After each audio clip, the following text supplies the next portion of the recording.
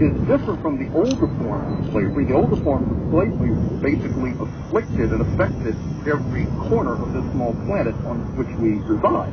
The newer form of slavery, arising, say, in the late 15th century and the early 1500s, oftentimes is racialized. Let's say you have the invention of this notion of race, with certain races deemed to be inferior.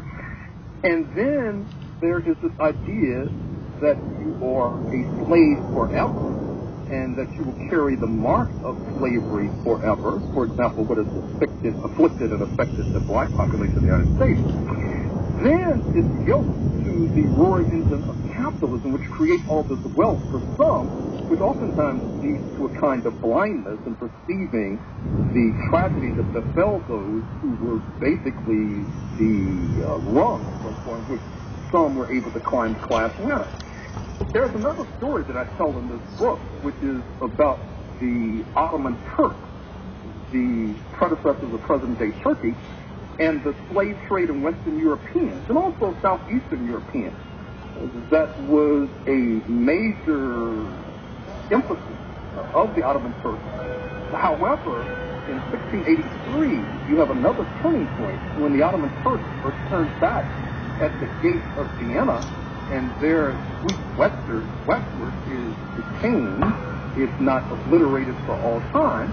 And this allows Western Europeans who had feared that when they sailed southward from Bristol and from Liverpool, for example, to West Africa, that they could be enslaved themselves off the coast of Algeria or off the coast of Morocco. With the defeat of the Ottoman Turks, that particular threat dissipated, and that too gave an impetus to the African slave trade. So, you write, the United States is the inheritor of the munificent crimes of not only London, but Madrid, too. When Hernando de Soto crossed what became known as the Mississippi River in the 1530s, he had in tow enslaved indigenous, as he helped to clear the land for what became the future's comfortable U.S. sovereignty. What do you say to those who argue that they are not the inheritors of any past crime committed by their ancestor, that they or their ancestor may have benefited from, as it relates to the outcomes of slavery, that they should not?